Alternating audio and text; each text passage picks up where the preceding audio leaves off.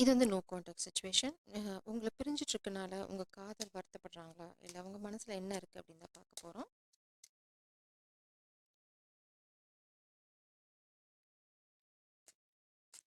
Background noise கொஞ்சம் டிஸ்டர்பிங்கா இருந்தா கொஞ்சம் ஓப்பன் ஸ்பீக்கர்ல போட்டுக்கோங்க.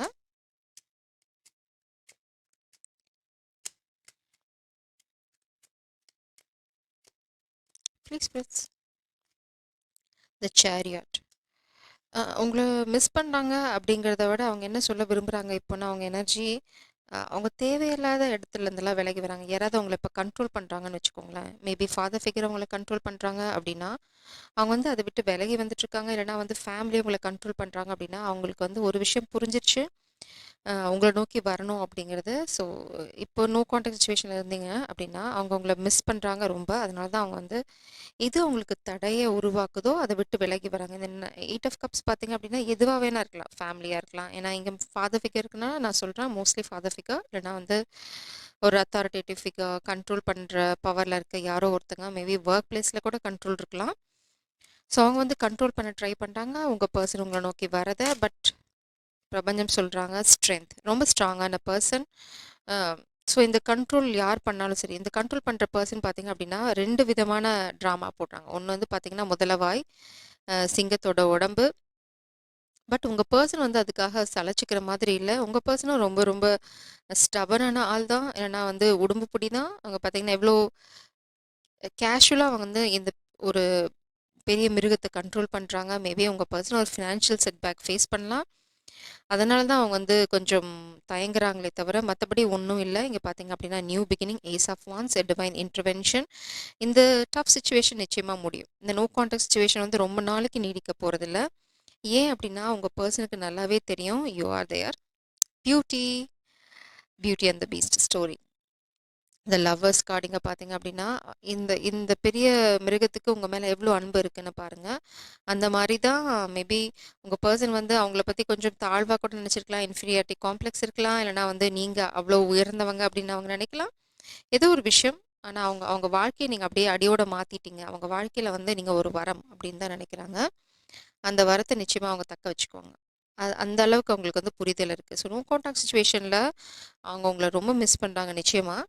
அடுத்தது வந்து அவங்க என்ன யோசிச்சுட்டு இருக்காங்க அப்படின்னா, எதெல்லாம் விட்டுட்டு விலகி வரணுமோ, அதெல்லாம் வந்து அவங்க விட்டுட்டு விலகி வரணும் அப்படிங்கிற புரிதல் உங்களுக்கு இங்க இருக்கு.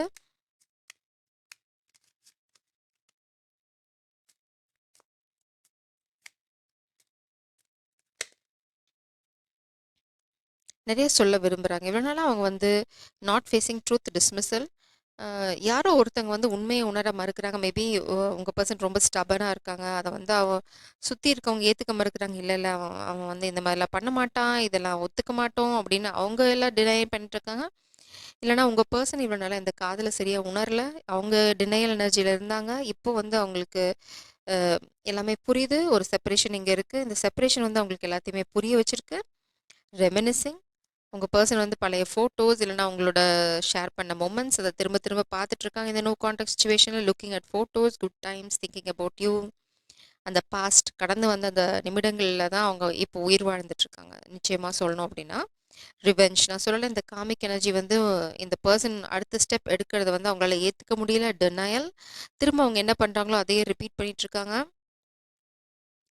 ஸோ இது வந்து உங்களுக்கு இன்னொரு பாசிட்டிவ் சைன் தட் இந்த பெர்சன் வந்து உங்கள நோக்கி வராங்க அப்படின்னு. ஏன்னா காமிக் வந்து ட்ரிகர் ஆகுறாங்க அப்படின்னாவே, உங்க பெர்சன் சரியான பாதையில தான் இருக்காங்க. இங்க பார்த்தீங்கன்னா, around spring to around fall. இப்ப நம்ம அடுத்து ஃபால் தான் போவோம்னு நெனைக்கிறேன். I hope. இலையுதிர் காலத்துக்கு அப்புறம் தான் வசந்த காலம் வரும். ஸோ இது வந்து என்ன சொல்றாங்க அப்படின்னா, இலையுதிர் காலம். ஓகே. இது வந்து இன்னொரு விஷயத்த சொல்லுது. அதாவது இந்த ரிவெஞ்ச் பழைய இந்த 8 ஆஃப் கப்ஸ். இது ஒரு சிலருக்கு வந்து அவங்களுக்கு ஏதாவது பாஸ்ட் ரிலேஷன்ஷிப் இருக்கலாம். இல்லைனா வந்து டிவோர்ஸ் அந்த மாதிரி சிச்சுவேஷன் இருக்கலாம்.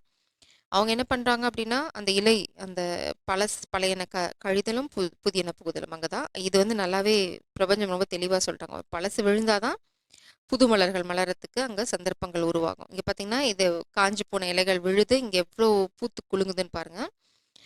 ஸோ இந்த பெர்சனுக்கு நல்லா தெரிஞ்சு போச்சு. இந்த காமிக் இல்லைனா இந்த காமிக் சிச்சுவேஷன அவங்க விட்டுட்டு விலகி வந்தா தான் 8 ஆஃப் கப்ஸ்.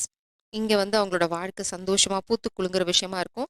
மேபி ஒரு சிலருக்கு இந்த காமிக் வந்து பிரெக்னன்சி ட்ராப் இந்த மாரி விஷயங்கள் போட்டு அவங்கள ஸ்டாப் பண்ண ட்ரை பண்றாங்க. பட் அது எதுவும் வேலைக்காகல. ஏன்னா அவங்கள ஸ்டாப் பண்றது வந்து நடக்கல. அது வந்து காமிக் நல்லாவே தெரியுது. ஸோ அவங்க ரிவெஞ்ச் எடுக்கிற மோட்டிவ்ல இருக்காங்க, இல்லைன்னா மூட்ல இருக்காங்க.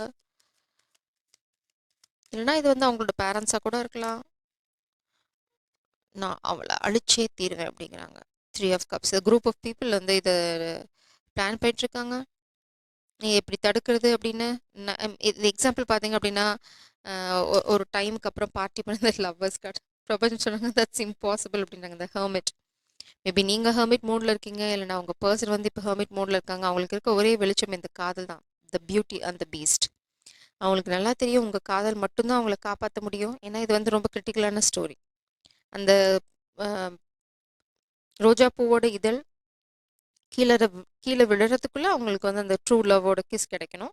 அப்படி இல்லைன்னா அவங்க வந்து நிரந்தரமாக இந்த பூதமோட உடலில் இருந்துருவாங்க. அந்த பீஸ்ட் அந்த கொடூரமான உடலில் நிலச்சிடுவாங்க. அந்த மாதிரி சுச்சுவேஷனில் தான் இந்த காதல் அவங்கள காப்பாற்றும். அதே மாதிரி தான் உங்களுக்கும் இந்த பர்சனோட வாழ்க்கையில் இந்த காதல் வந்து அந்த மாதிரி தான் ஸ்பெசிஃபிக்.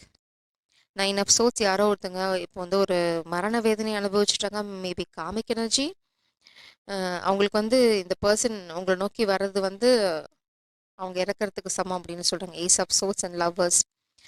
இந்த பர்சனுக்கு நீங்கள் தான் உண்மையான காதல், the beauty and the Beast அப்படிங்கிறத புரிஞ்சிச்சு. ஏன்னா பியூட்டி அண்ட் பீஸ்ட்லேயே ஃபஸ்ட்டு அவங்க புரிஞ்சிக்க மாட்டாங்க. ஈகோ அந்த ஸ்ட்ரகிள்லாம் இருக்கும். ஸோ உங்கள் பர்சனும் அப்படி தான், இல்லைனா வந்து இந்த பர்சன் அப்படி தான். இப்போ உங்களுக்கு கிளாரிட்டி கிடச்சிச்சு நீங்கள் யார் அப்படின்னு. ஸோ இந்த தடைகள் இனிமேல் வந்து ஒரு தடையே கிடையாது உங்களோட காதல் வாழ்க்கையில். ஸோ நோ கான்டாக்ட் சுச்சுவேஷனில் அவங்க உங்களை மிஸ் பண்ணுறாங்களோ இல்லையோ, அவங்க வந்து உங்ககிட்ட திரும்ப வர துடிச்சிட்டு இருக்காங்க. அந்த எனர்ஜி அவங்க இங்கே சொல்லலை. அவங்க பண்ணுற போராட்டத்தை தான் அவங்களுக்கு சொல்ல விரும்புகிறாங்க. நான் என்ன பண்ணுறேன், என் வாழ்க்கையில் என்ன நடந்துட்டுருக்கு அப்படின்னு. ஸோ இது வந்து நம்ம அந்த மிஸ் பண்ணுற எனர்ஜியை எடுத்துக்க முடியாது. உங்கள் மேலே இருக்க காதலோட அந்த பேஷன் தான் நான் இங்கே பார்க்குறேன். ஸோ நோ கான்டாக்ட் சுச்சுவேஷன் கூடிய சீக்கிரம் வந்து உங்களுக்கு ஃபேவராக முடியும். ஏன்னா இது வந்து நிச்சயமாக டிவைன் இன்டர்வென்ஷன். நீங்கள் கற்பனை பண்ணி வச்சிட்ருக்க இந்த காதல் வாழ்க்கை நிச்சயமாக கைகளில் வரும். அதனால் கொஞ்சம் கூட கவலைப்படாதீங்க. ஜெய் சரம், காட் பிளஸ் யூ.